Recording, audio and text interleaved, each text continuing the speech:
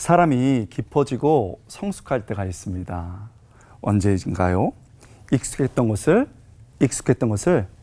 헤아려 볼 때지요.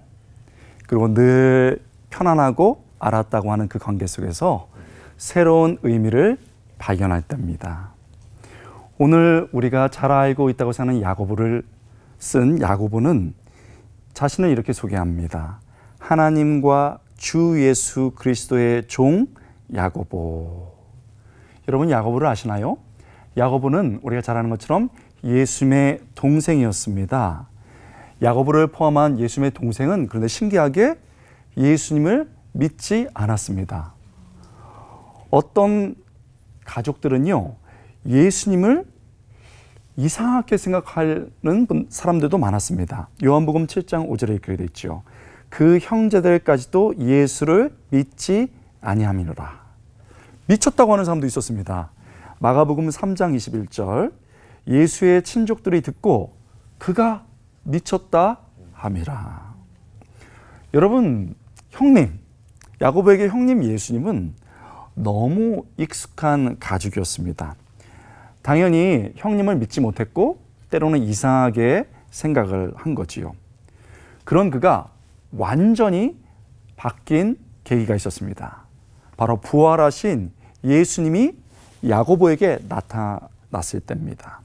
고린도전서 15장 7절에 이렇게 되어 있습니다. 그 후에 야고보에게도 보이셨으며. 이 계기를 통해서 야고보가 완전히 바뀌는 거죠. 부활하신 예수님을 믿고 온전한 믿음에 이르렀습니다. 우리가 자꾸 야고보가 행위만을 강조했다라고 하는데 거기서부터 잘못된 이해가 시작됩니다. 야고보서는요, 믿음이 전제되어 있는 겁니다. 전제된 믿음 속에서 그것을 어떻게 할지에 대한 단계라는 거죠. 야고보는 유대인이었습니다. 율법을 잘 알아서 어렸을 때부터 훈련한 겁니다. 그런데 그걸로 진정한 믿음에 이르지 못한다는 걸 알았죠. 부활하신 예수님을 믿고 찾아오신 그 예수님을 붙잡고 인정했을 때 진짜 믿음에 이른 것을 그는 직접 경험한 사람입니다. 또한 야고보는 믿음의 힘을 압니다. 사울이 다메섹으로 가다 예수님을 만났습니다. 3년이 지나서 바나바와 함께 사도들을 만나려고 예루살렘에 왔는데 너무 겁나는 거예요. 그래서 아무도 만나주지 않았습니다. 근데 그때 베드로와 야고보가 만나줬습니다. 유명한 구절이죠. 갈라디아서 1장 19절. 내가 게바를 방문하려고 예루살렘으로 올라가서 그와 주의 형제 야고보 외에는 다른 사도들을 보지 못하였도다. 베드로와 야고보 외에는 만날 수가 없는 거예요. 야고보는 자신을 포함해서 이런 사울을 바울이 되게 하는 역사를 보고 그 믿음이 어떤 것인지 직접 참여했던 사람이고 이거를 잘 아는 사람입니다. 그뿐인가요? 사도행전 15장에 보면 AD 49년경에 유대인과 이방인이 완전히 갈라질 수 있는 논쟁이 벌어졌습니다. 유대인 출신의 기독교인들이 진짜 기독교인이 되는 것은 믿음뿐만 아니고 행위가 있어야 된다, 이렇게 얘기했습니다. 분노한 바울은 강하게 반대하면서 우리가 잘 아는 것처럼 오직 믿음이다 라는 것을 강조했습니다. 이때 베드로가 처음 지지를 했고요. 그리고 그 유명한 우리가 살펴보고는 야고보가 거기다 힘을 실었습니다. 그는 복음의 행위를 더하는 것에 대해서 거절했습니다. 여러분, 이런 게 야고보예요. 야고보의 배경입니다. 우리가 잘 몰라서 그렇지요. 야고보는 그러나 믿음이 행위로 표현되어야 된다는 것을 알았습니다. 왜 그런가요? 예수님이 영혼들을 사랑하는 것을 말로만 하지 않고 직접 십자가에서 자신의 몸을 찢으시고 돌아가는 것을 야고보가 눈으로 가장 가깝게 본 겁니다. 그래, 믿음은 이런 거야. 눈으로 본 거지요. 야고보는 우리의 믿음이 있다면 그것은 확실하다. 하나님이 주신다. 그러나 그것은 적절한 표현으로 반드시 나타나야 된다라는 것을 이야기하고 있는 거지요. 행동이 없으면 믿음이 없다는 말이 아닙니다. 우리 믿는 사람이 어떤 순간 진짜 행동으로 표현되어야 된다는 것을 강조하고 있는 거죠. 유세비우스 이런 기독교 사가에 따르면은 AD 62년에 야고보가 순교하기 전에 끝까지 예루살렘에서 거주하면서 다른 사람 도망갈 때 유대인과 이방인들에게 복음을 전했습니다. 그는 경건하기로 유명했던 사람이라서 무릎이 낙타 무릎이라는 별명을 얻었습니다. 구원은 내가 보니, 진짜 내가 경험하고 사울을 보니 믿음에서 시작된다. 믿음이 가장 중요하다. 그는 확실하게 역사에서도 말로도 보여줬습니다. 경험했지요. 그러나 그는 또한 믿음이 표현되어야 된다는 것을 알았습니다. 그래서 거친 바울도 품어주었고 기도하자라고 가르치기 전에 자기의 무릎이 낙타 무릎이 될 때까지 그렇게 행동한 겁니다. 그리고 마지막 순교할 때까지 목양 일념으로 달려간 겁니다. 여러분, 그렇습니다. 야고보가 말하는 거죠. 믿음이 있다고 감사한 일입니다. 그렇다면 옳은 행동으로 표현해 주세요. 우리 믿음의 뿌리가 표현의 아름다운 열매로 야고보의 도전처럼 주렁주렁 맺히기를 축복합니다. 아멘. 기도하겠습니다. 하나님, 우리의 믿음이 진짜라면 소중한 행동으로 표현할 수 있는 축복도 허락하여 주옵소서. 예수님의 이름으로 간절히 기도드리옵나이다. 아멘. 아멘.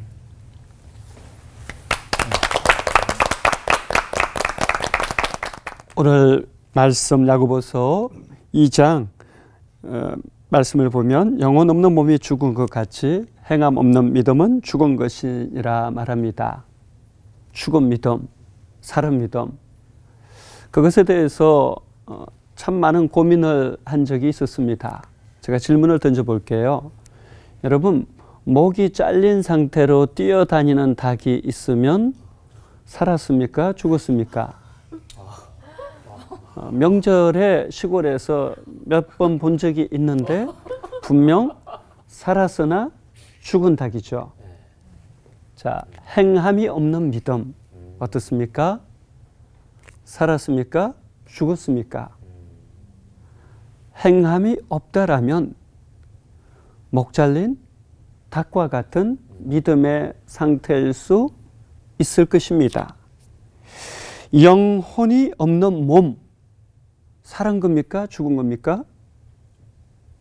영혼이 없다라면 살았으나 죽은 자일 것입니다.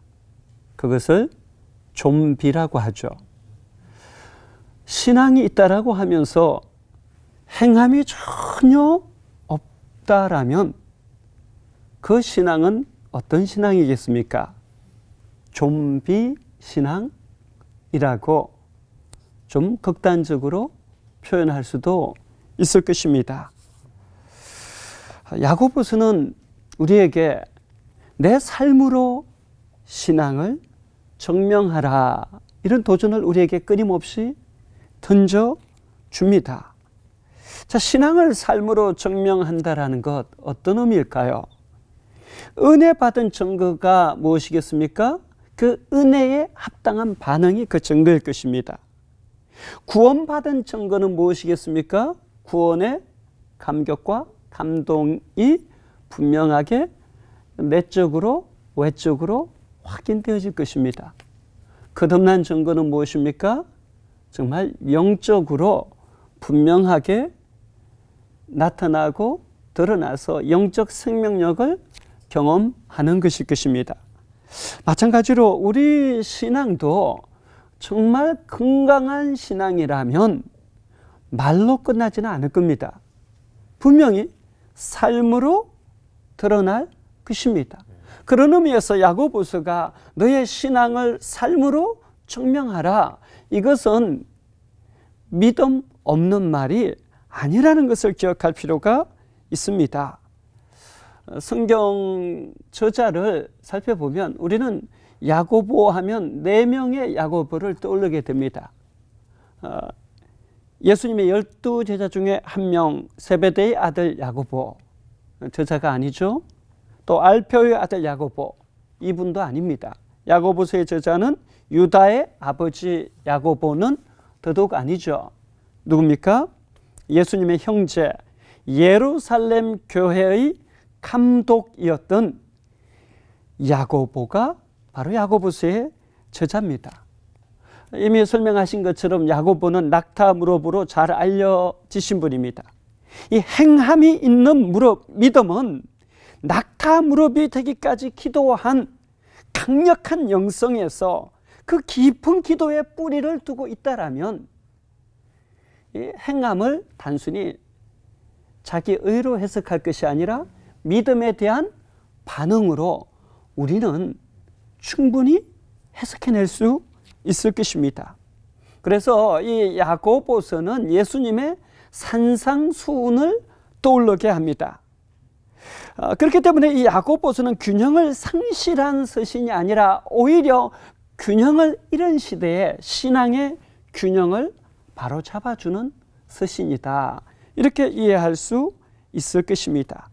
그러니까 구원을 입술로만 받았다. 있을 수 없는 일입니다. 전인격적인 구원인 것이죠. 이 전인격적인 구원은 반드시 삶으로 표현되고 나타나고 드러나게 돼 있다라는 것입니다. 그래서 야고보서를 깊이 묵상하면 우리 자신의 영적 상태를 확인할 수 있을 것입니다.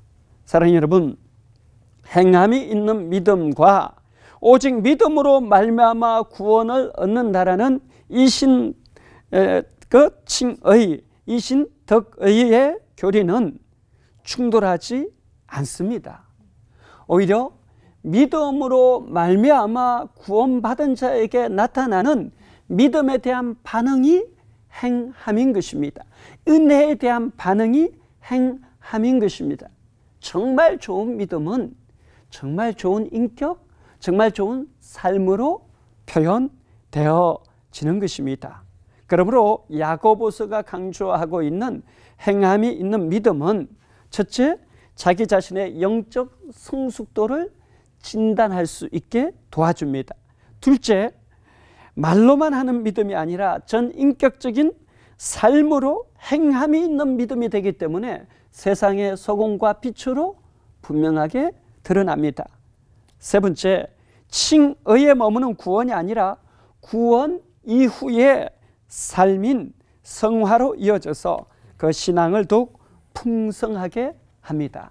저는 여러분이 이 야고보서를 깊이 있게 묵상하시는 가운데 난 예수님 잘 믿어 여기서 끝나는 것이 아니라 여러분의 삶의 자리에서 행함이 있는 믿음을 통해서 여러분 자신의 신앙이 풍성해질 뿐만 아니라 세상을 풍성하고 아름답고 건강하게 만드는 그런 야고보를 따라가는 신앙인이 되시기를 바랍니다. 기도하겠습니다. 하나님 아버지 감사합니다.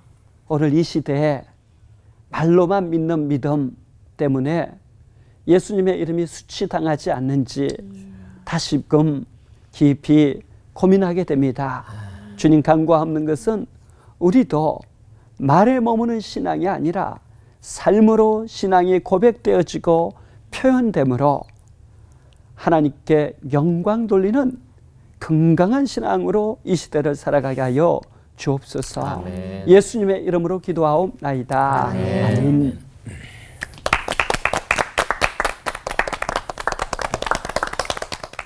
야고보서의 제일 중심 구절이 무엇일까요? 우리 전통적으로 얘기하면 요절 이렇게 얘기하죠. 2장 8절로 말할 수 있습니다.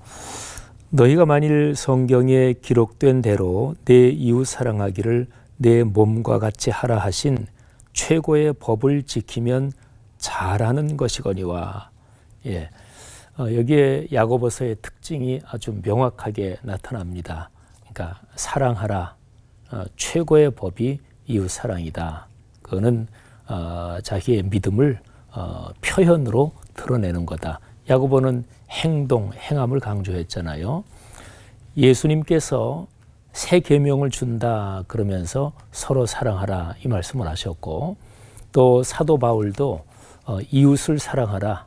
여기에 모든 하나님의 말씀이 다 성취된다. 이렇게 말씀했거든요.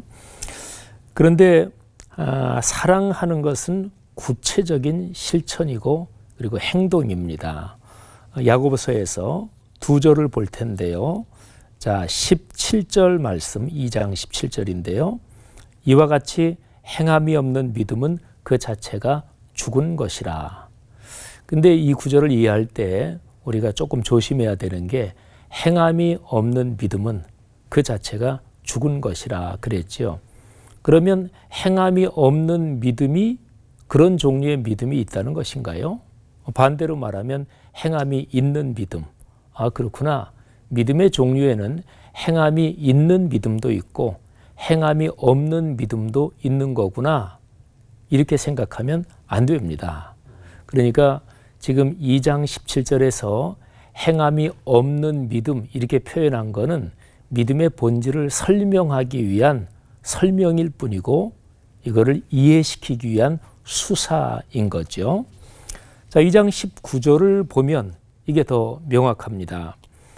내가 하나님은 한 분이신 줄을 믿느냐? 잘 하는도다. 귀신들도 믿고 떠느니라. 이게 조금 무슨 구절이 무슨 뜻인지 이해가 잘 안 가요.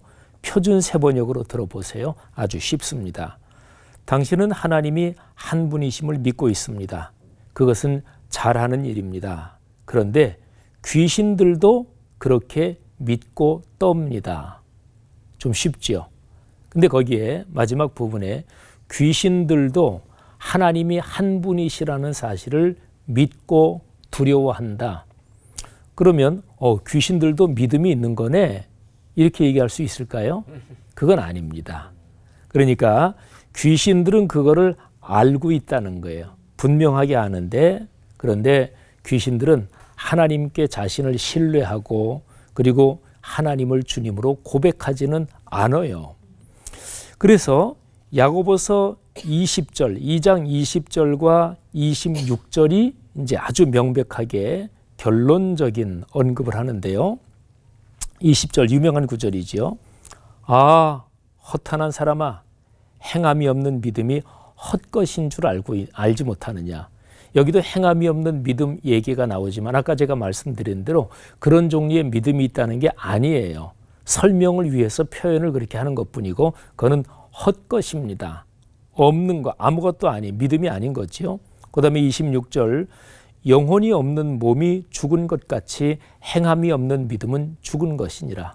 자, 야고보서에서 말하는 믿음은요, 세 차원을 가지고 있습니다. 야고보서 사랑하라 이렇게 얘기하잖아요.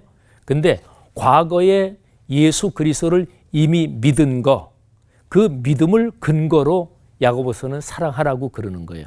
그 다음에 미래에 우리가 영원한 하늘나라의 소망을 바라보고 그 나라에 들어갈 거다. 그거를 명확하게 기대감 가운데 확신을 가지고 바라보면서 그러기 때문에 현재에서 사랑해라. 야고보서는 이렇게 얘기를 합니다. 야고보서에 보면 1장에 보면 우리가 예수 그리스도 안에서 구원을 받았다. 이걸 아주 명확하게 말씀합니다. 그러니까 야고보는 이미 믿음을 가진 그리스도인들에게 권면하는 거죠. 그리고 야고보서 뒤쪽으로 가면 영원한 하늘나라의 소망, 주님이 재림하신다. 이 얘기를 명확하게 강조하고 있어요. 자, 야고보서의 내용을 이렇게 정리할 수 있습니다. 야고보서는 지금 내가 여기 살아가는 이 현재의 사랑을 실천하라는 사랑의 윤리입니다. 또 야고보서는 내가 이미 예수 그리스도를 믿고 하나님의 자녀가 되었다. 이 믿음에 근거한 믿음의 윤리입니다. 또 예수 그리스도께서 재림하신다. 영원한 나라의 소망을 바라보는 그 소망의 윤리다. 이렇게 얘기할 수 있어요. 그래서 야고보서는 사랑의 윤리, 그리고 과거에서부터 강력한 에너지를 얻는 믿음의 윤리, 그리고 예수 그리스도의 재림을 확신하는 그 영원한 나라에 대한 확신에서 힘을 얻는 소망의 윤리. 그래서 야고보서는 믿음, 소망, 사랑, 삼중적인 윤리, 삼중적인 메시지를 가진 보석 같은 하나님의 말씀이다. 이렇게 정리할 수 있습니다. 사랑하는 그리스도인 여러분, 믿음, 소망, 사랑 이 세 가지가 우리 모두의 삶에 강력하게 현재 진행형으로 작동하기를 바랍니다. 기도하겠습니다. 하나님 아버지, 고린도전서 13장에서 말씀한 믿음, 소망, 사랑, 이 위대한 세 가지 복음의 덕목이 오늘날 우리 그리스도인의 삶에 현재 진행형으로 작동되게 하옵소서. 예수님 이름으로 기도 올립니다. 아멘.